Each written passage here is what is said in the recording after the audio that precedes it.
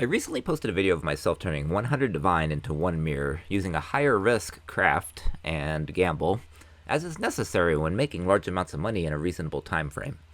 As some pointed out in the comments, these are not strats accessible to a newer player. So here's 3 money-making or money-saving strats you can try if you're a little bit newer to the game.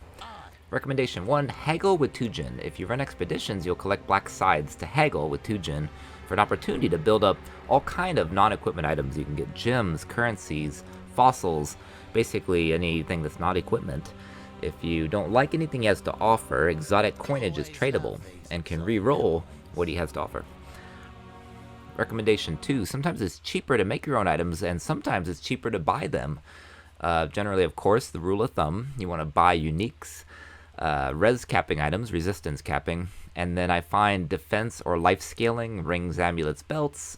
Usually you can buy these cheaper than make them. Some of these go for like 5C, you'll get one that's pretty decent for your setup. However, I do find it's better to craft items for self-wear if you really want to scale damage and get a really good rare weapon. If you're making a double influenced item using an Awakener Orb, it's usually cheaper. Or if you're rolling Eldritch Implicits. What kind of varies is attributes. You can put it on the crafting bench, however, if you want percent attributes, which is certain Elder and Shaper mods, usually that's better to buy, so that one varies. You want to play around with essences and your crafting bench for self-wear. Also, of course, as you go through, you want to add June to your maps to get veiled drops to add veiled modifiers to your crafting bench, or buy items with a veiled modifier. You can do this too through the trade site to increase options on the bench.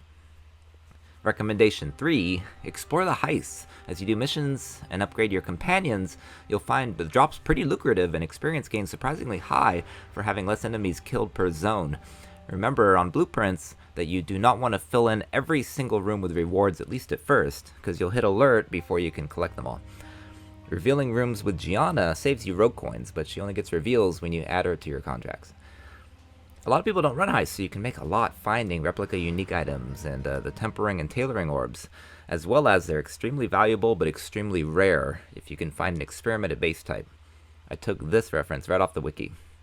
By the way, if you have a blueprint with a layout that you like, you can take your ready-to-run blueprint and split it using a Phenumal Plagued Arachnid in the Menagerie. It costs around 25C. This lets you run that same layout twice, but you'll need to re-reveal the rooms.